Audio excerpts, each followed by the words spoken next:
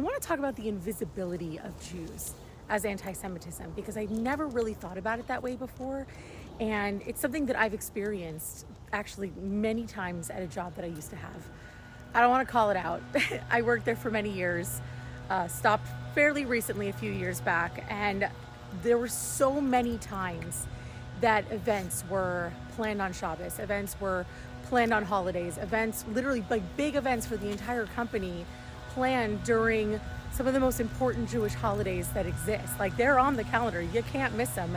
And I understand, there's so many Jewish holidays, we can't avoid them all.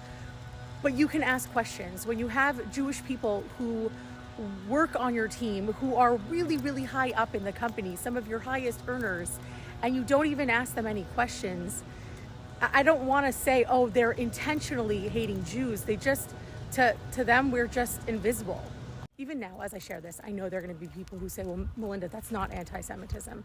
And I keep wondering, why are we accepting other people's rules about what anti-Semitism is when we are experiencing it firsthand? When people don't even acknowledge our existence because we're such a small number in the world. We're not even 16 million people, the entire Jewish population.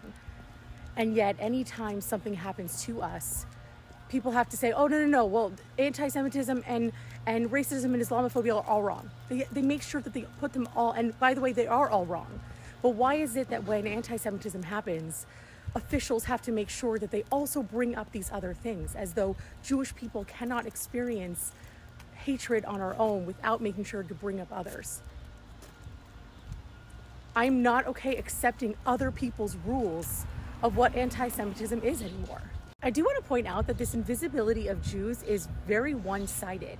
When we talk about hatred happening against us, we don't exist. Anti-Semitism doesn't exist. We're weaponizing it. We're not really there. But when people want to hate us, we exist. We rule the world. We run Hollywood. We run all the banks. Like, the 16 million of us are invisible, but also run the world at the same time. So make that make sense.